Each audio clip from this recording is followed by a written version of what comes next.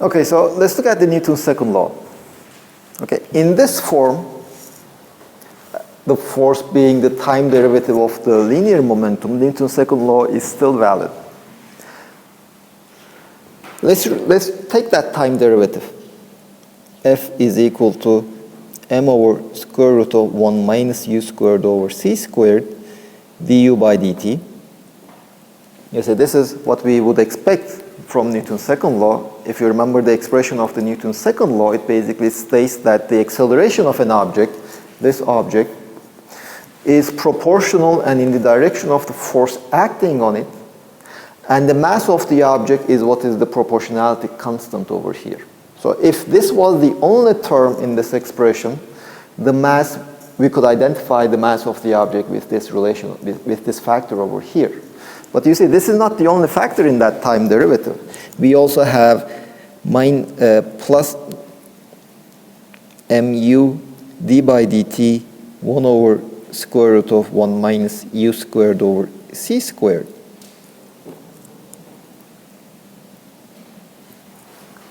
We also have this additional term. And you see, even if you look at the direction of the acceleration is determined by the direction of the force and also by the direction of the velocity of the object. The acceleration need not be even in the same direction as the force acting on the object. So Newton's, the mass in the sense of Newton just kind of loses its meaning. You see, one is tempted to identify this with the relativistic mass because it's just the mass times acceleration if we didn't have that term. But the problem is now we have that term. So we cannot really say that this is the mass, the force is not mass times the acceleration, whatever you define your mass is. You see, in fact, if you look at the possible directions of the velocity, if the force is acting in perpendicular to the velocity, then you obtain one ratio of the force over the acceleration.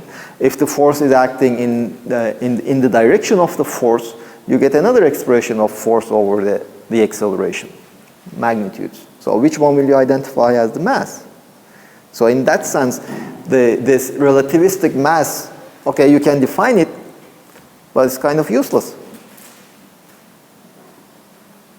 So what's the point in defining it?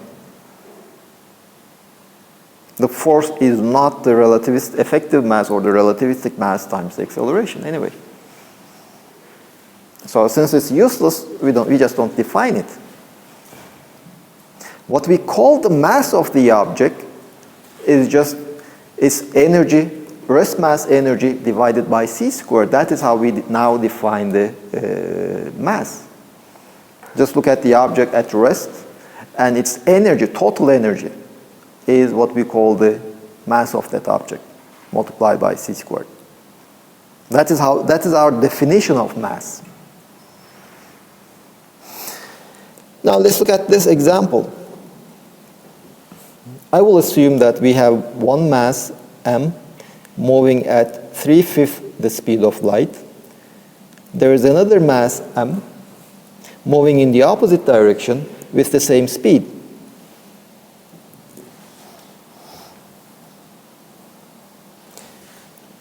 So let's write down the energy momentum tensors of each of these objects.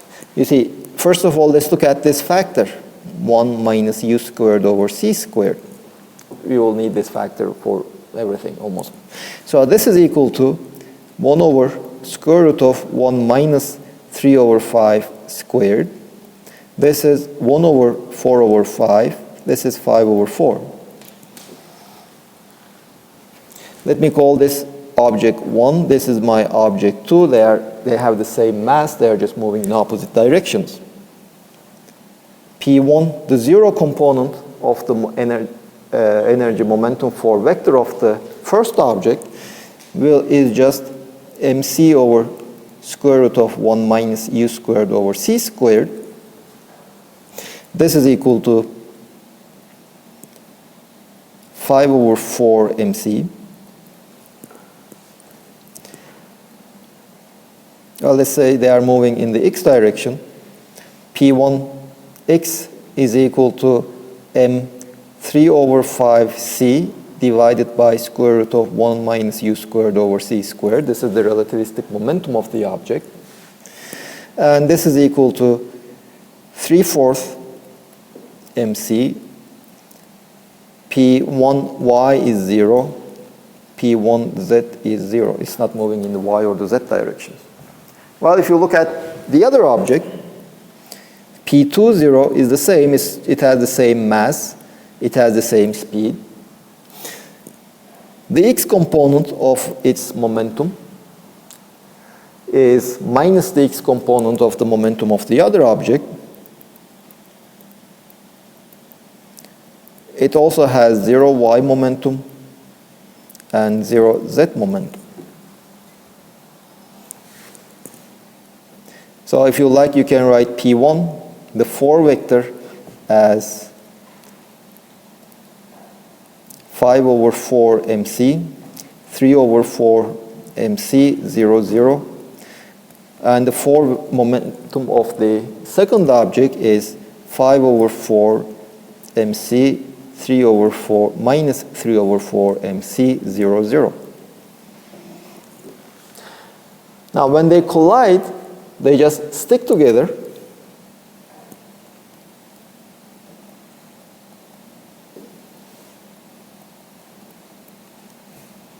After collision, they just stick together. So their 4 momentum after the collision will be just mc times 0. The x, y, z components of its 3 momentum is 0. Yes. Yes, they just stick together. That's what we imagine. It's an inelastic collision.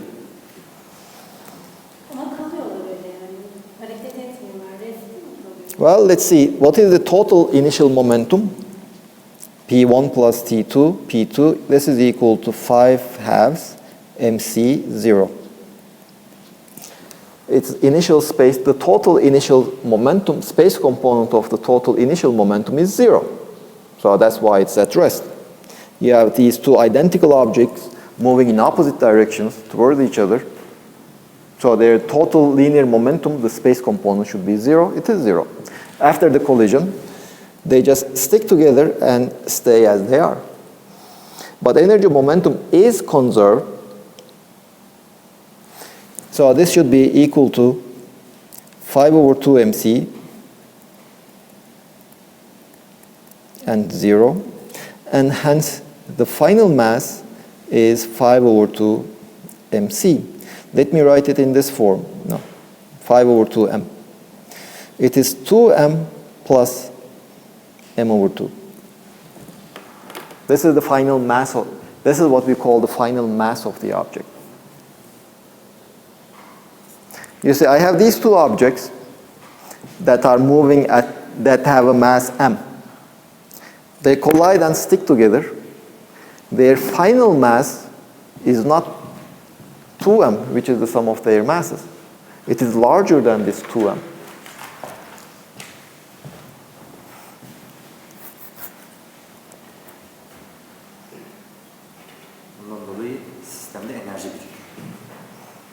What do you mean by birikmek? So the mass of the object increases.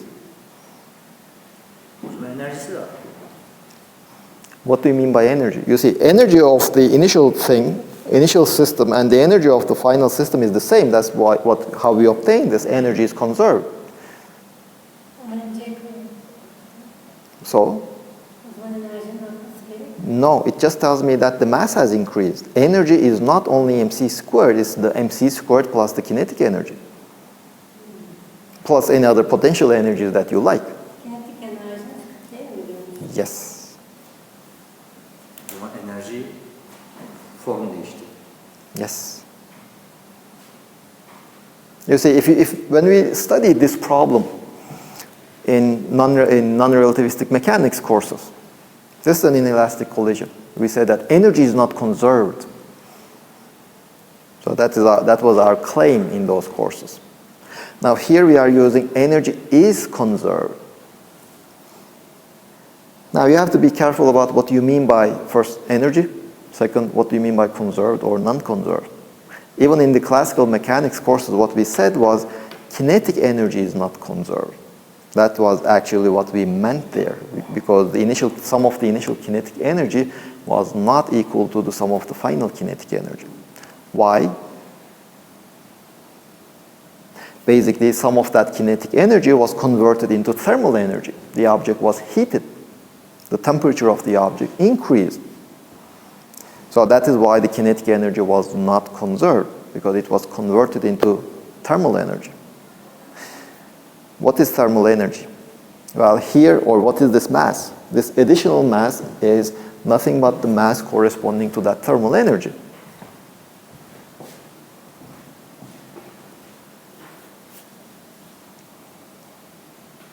O zaman bu iki cisim ayrıldığında o kadar ısı mı çıkacak? You see, if you want to separate this object such that they will be moving away from each other with speeds 3/5c, you have to provide energy corresponding to m/2c squared. Or, sorry, not provide. You have to convert this much mass to kinetic energy. If you do an additional work, you are just increasing the energy. You see, here we use energy conservation.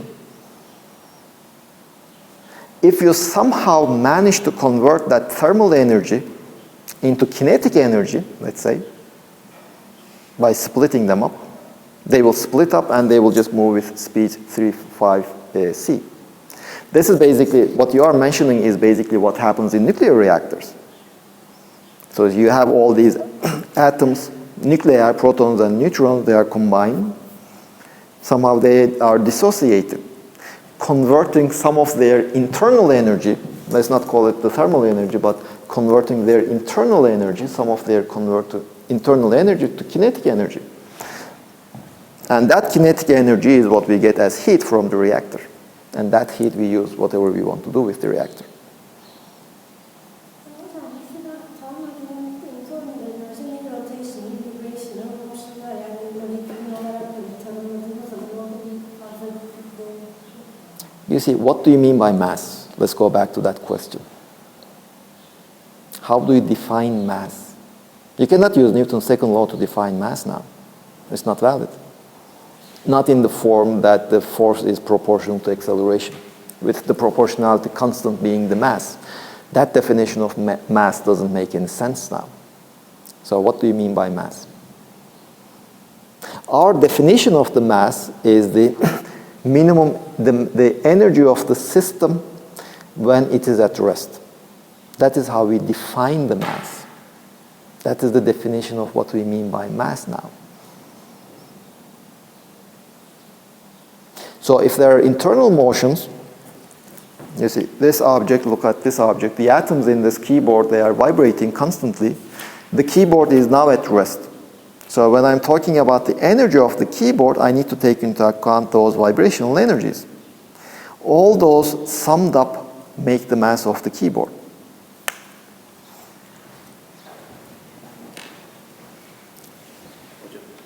How did you find that capital M is equal to 5/2 m? How did you observe that? I calculated the total initial momentum, P1 plus P2. It is 5/2 mc. When it is at rest, this is, let me call it P final. Well, when it is at rest, it has some mass. Basically, it's the energy that it has when it is at rest. The zero component of the energy momentum tensor is the mass of the object multiplied by c. It is at rest. So this is the final energy momentum. But energy momentum is conserved. This is the final. It has to be equal to the initial energy momentum, which is 5/2 small mc and 0 linear moment, 0 space components. And for this equality to hold, capital M has to be 5/2 the small m.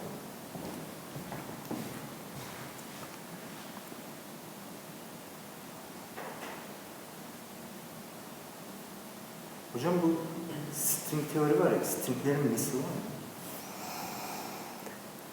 Hani mesi yok. They have a tension. They have an energy. Do you want to call that mass? Fine. Be my guest. But most of the time when you have those objects, moving object, you talk about the energy, not the mass. Peki enerjiyi kütleden bağımsız bir şekilde tanımlayabiliyor musun?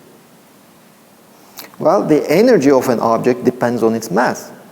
So what do you mean by the mass you see, what is mass? It is the minimum value of the energy. So what do you mean by defining energy independent of the mass? Energy has a minimum value, right? Either zero or finite. It has a minimum value. That minimum value is called the mass of the object, multiplied by c squared.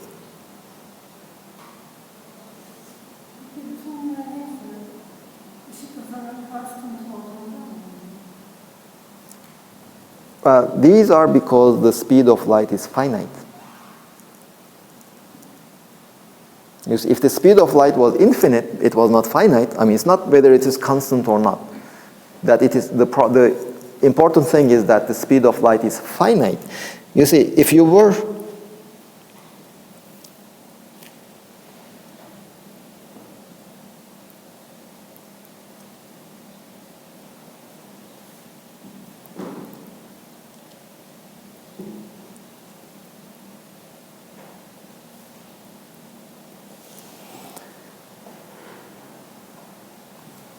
if the speed of light was infinite,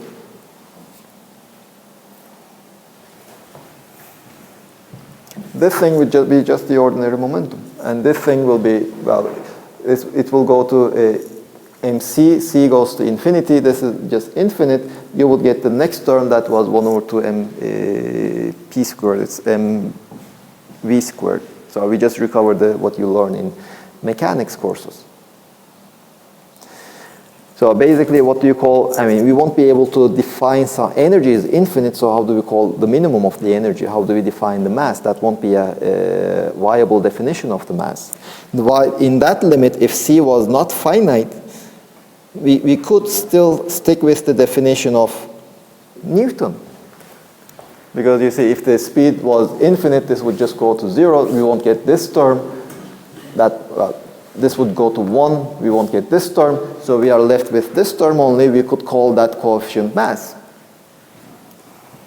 But since the speed of light is finite, it's not infinite, so this definition basically just breaks down. It just doesn't make sense.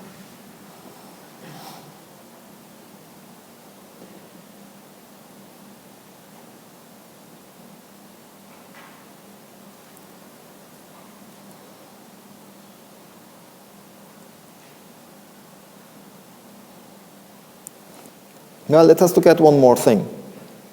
Constant force.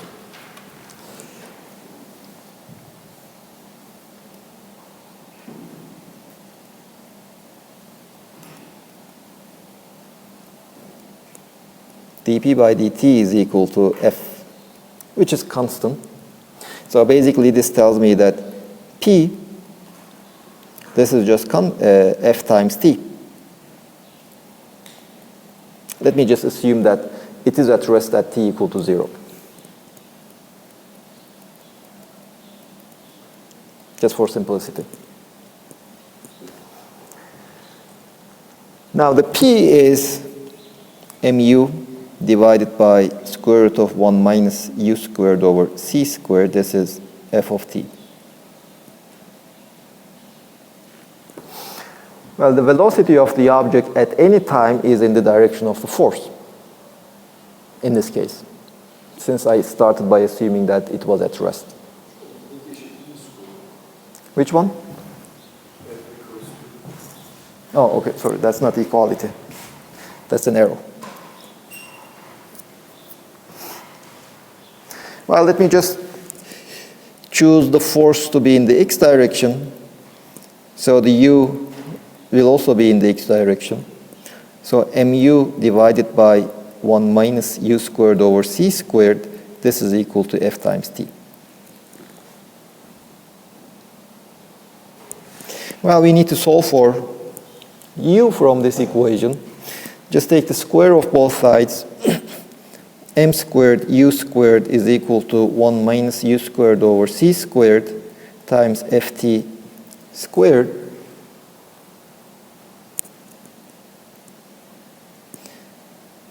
U squared 1 plus ft over mc squared is equal to ft over m squared.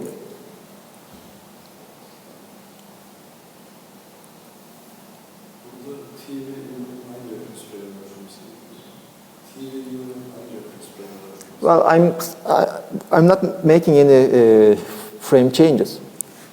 I started with a constant force. This equation, P, F, and T, they're all measured in the same reference frame. In one reference frame, there's only one reference frame. So I obtained this equation in that reference frame.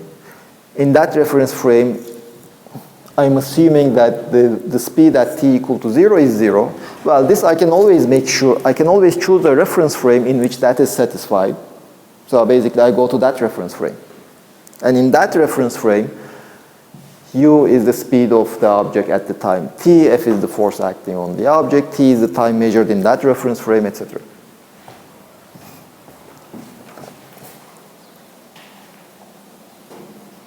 So u is equal to ft over m divided by 1 plus ft over mc squared under the square root. But this is just dx by dt.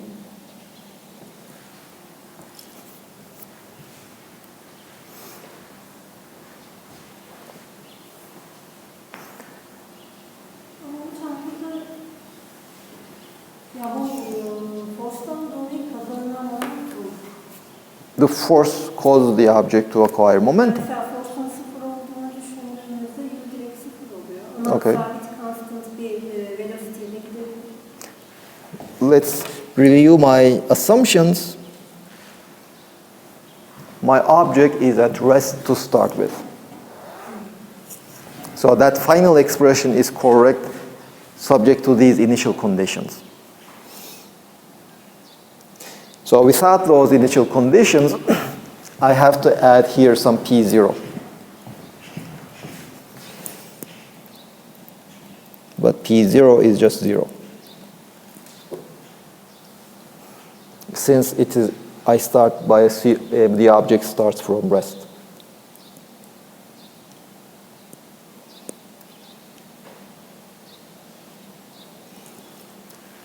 Now the next is just integrating this expression. You see the right-hand side, let me rewrite it in this form. 1 plus ft over mc squared to the power 1/2 d by dt. Now, I will determine the factor over there. You see, if I take the derivative, I will get a factor of 1/2, which I should cancel to have an equality.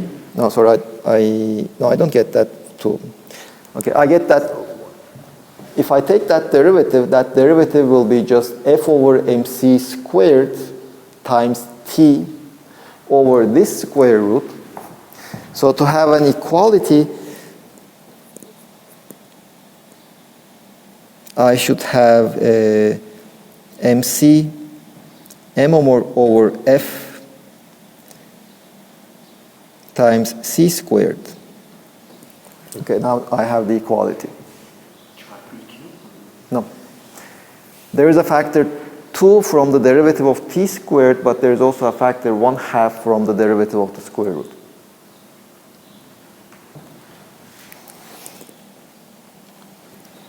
So x of t is basically, if you just integrate from t is equal to 0 to whatever you want, m over f c squared 1 plus f of t over mc squared 1/2 minus 1 plus x of t equal to 0.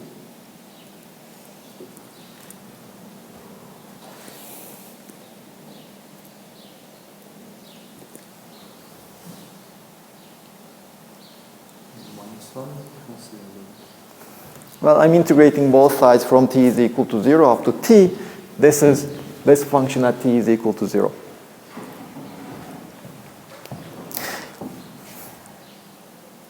Let's see, if we ignore the relativistic effects, the object would be accelerating with acceleration f over m, and at the time t, its speed would be f over m times t. So if you look at over here, this would be the speed of the object if I ignore the relativistic effects. So let's say that if we just look at times for which ft over mc is much, much less than 1. It's not yet moving at relativistic speeds. Now, in this case, x of t will be equal to m over f c squared 1 plus 1 over 2 ft over mc squared minus 1 plus x0. While these cancel, this is equal to, well, the c squared cancels this one, 1 over 2 f over m t squared. So we do recover the non-relativistic parabola expression, plus x0.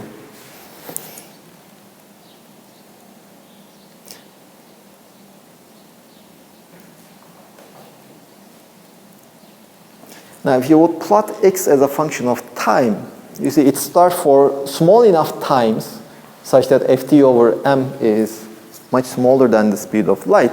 It just follows the parabola. Let's see, this is the line x is equal to ct.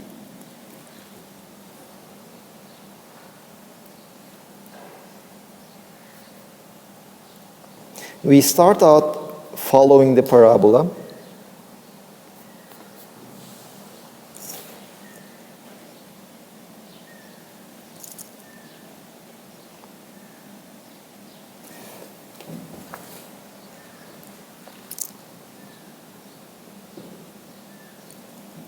Okay, sorry.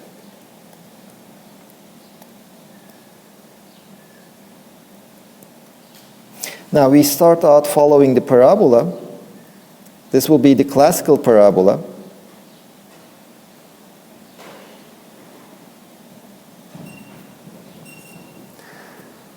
But for large values of t, we basically follow this trajectory. The acceleration slows down.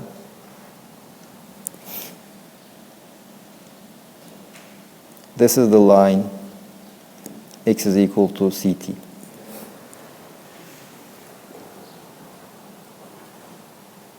John, what is the second parabola? No, there is a single parabola. You see, this is the parabola. This is the exact solution.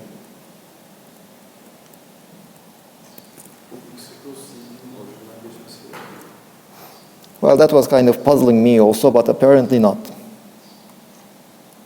Let's look at this expression.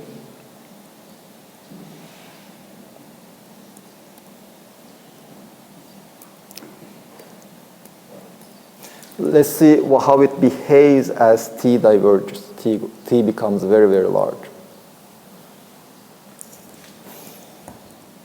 This is 0. So this is equal to m over f c squared. Here, let me take out ft over mc, one factor of ft over mc. What remains is 1 plus mc over ft squared to the power 1/2 minus 1 plus at x0. Now, as if t is very large, this number would be very small, so I can make an expansion in that number. M over f c squared, ft over mc, this is 0. 1 plus 1/2 mc over ft squared minus 1. which will be m over fc squared ft minus mc minus 1. You see that minus 1 still remains. It's minus mc squared over f. It's a bit shifted.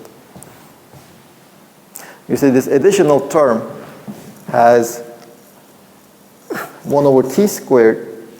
Here I have a single factor of t, so that term is negligible for t very large.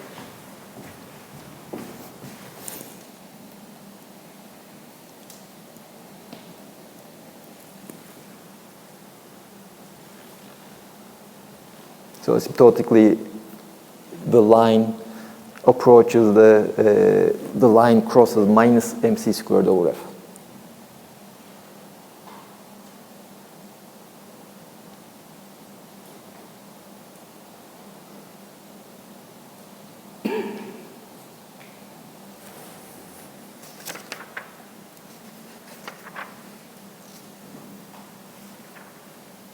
Hocam t sonsuza giderken ft de sonsuza gider. Sure. Çok büyük bir sayı oluyor o zaman. Nasıl onu ignore ediyor? Let's see. What did I assume over here is that ft over mc, no, mc over ft is very small, so ft over mc is huge. Sure, so x goes to infinity. My object goes to infinity at infinite time. No problem. It's the speed of the object. I have a question about the integration. Just hold on, give me a moment. Let me just multiply them out. This is ct minus mc squared over f.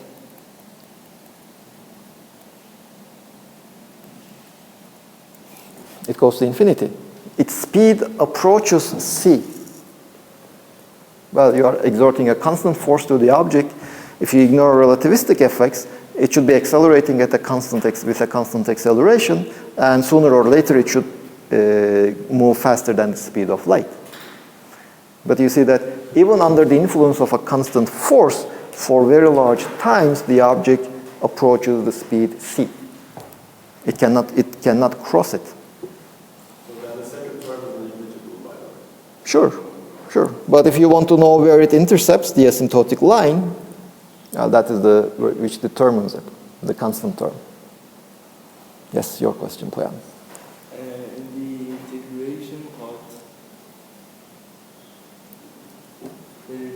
yes, if use ft over m, if we divide it by c and multiply it by c, isn't it the derivative of 1 plus ft over mc squared and the derivative itself? You see, what I'm doing is I'm just looking at this factor. This is the factor I have. And so I just write it as the derivative of the square root. Yes, the derivative is okay, but just multiply by c, not m over fc squared. So you say that we shouldn't put that c over here. We should put but just c and no m over f. But you see, when you take the derivative, you should also take the derivative of this factor over here, right, with respect to time. The derivative of this factor over here with respect to time contains f squared over m squared, but I have a single f over m, so I should cancel one of them, so I get m over f. I also have this 1 over c squared, which I should cancel, so I multiply by c squared. That's why I have this factor over here, so that right-hand side matches the left-hand side.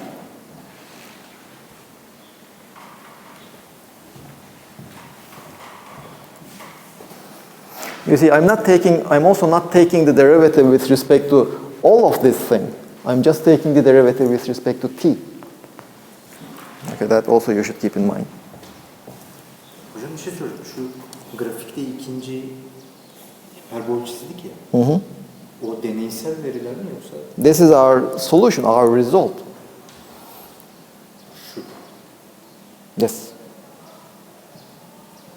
No, you see this one.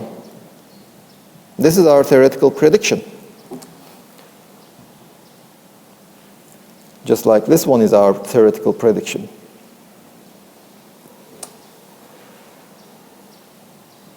This is what our solution tells us.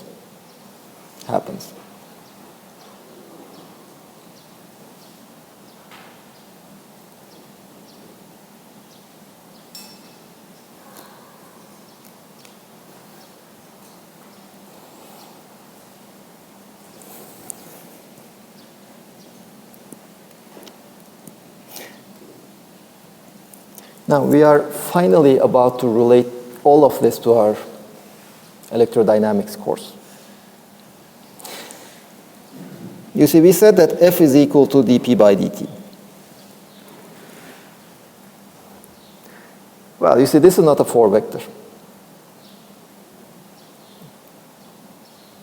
We could define a force-like object which is a 4 vector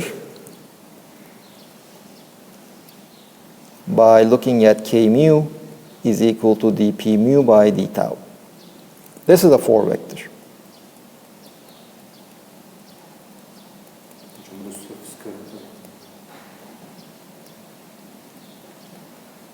Well, you see, when I'm talking about the indices 1, 2, 3, x, y, z components, I will be always using Latin indices, I, j, k. When I'm talking about the indices of 4 vectors, I will be always talking about, I will be writing mu, nu, alpha, beta, etc. Well, this is the definition the book uses. This will be a 4 vector. Now the Lorentz force, is it a 4 vector or not? Is it the first force or the second force? How do you know? I mean, they are equal to each other in the non-relativistic limit anyway. But it turns out that the Lorentz force is a force in the meaning of the first expression. So it's not a 4 vector. But working with 4 vectors usually will be easier rather than working with non-4 vectors like the F.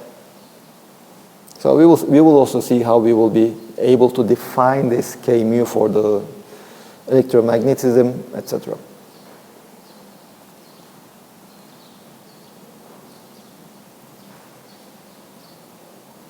Now, any questions? Hocam bir de şu yani proper time diyorduk ya. Orada neyi kastediyoruz? You say, what is the proper time?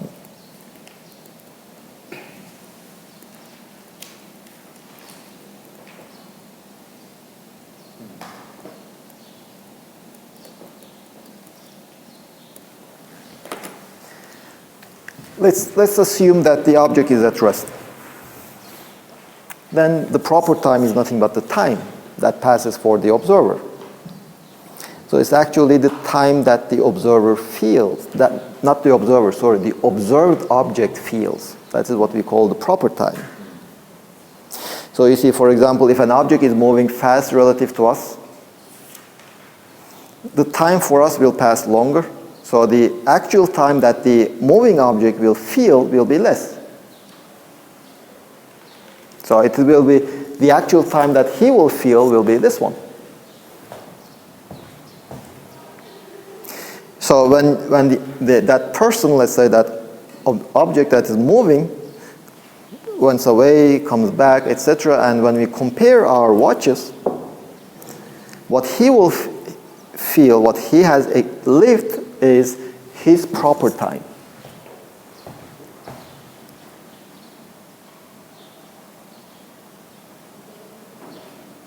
Now in your book there is this nice example that which one is more relevant, the ordinary velocity or the forward velocity.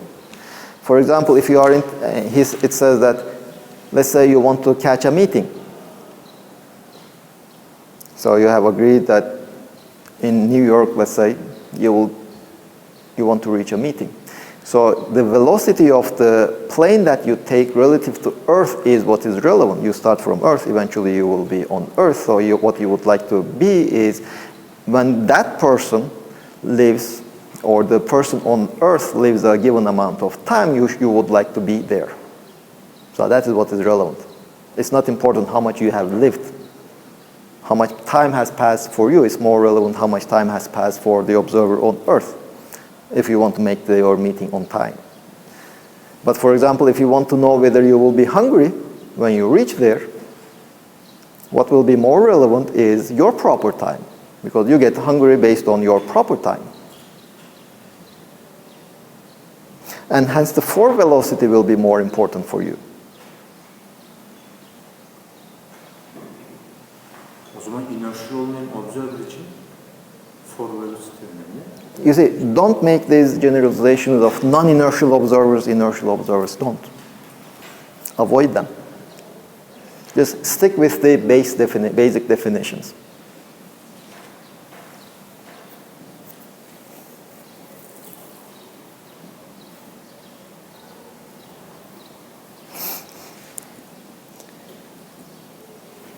You see, I said that if you want to feel hungry, this will be more relevant for you. If you want to know whether you will be hungry or not there. Well, then this is kind of a weird object in the sense that X is measured in one reference frame on Earth, tau is measured in a different reference frame on you. You are measuring tau. But let's say how much you would have lived when you reach there. Let's say at a distance L. Let's say this is constant. You go a distance L, divide by eta.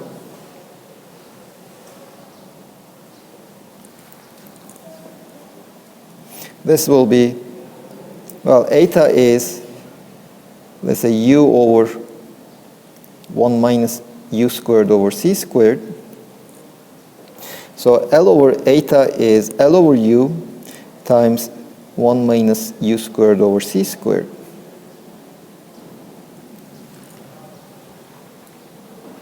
Well, you say L over u is nothing but the time that the observer on Earth measures. L over eta is nothing but the time that you will measure.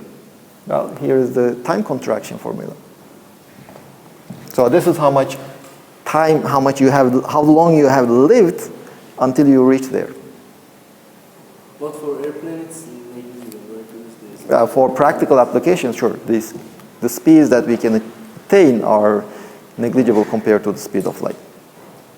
Even our fastest rockets goes slower than 1% of the speed of light, much slower. At least for the time being, for our daily observations, these effects will be negligible.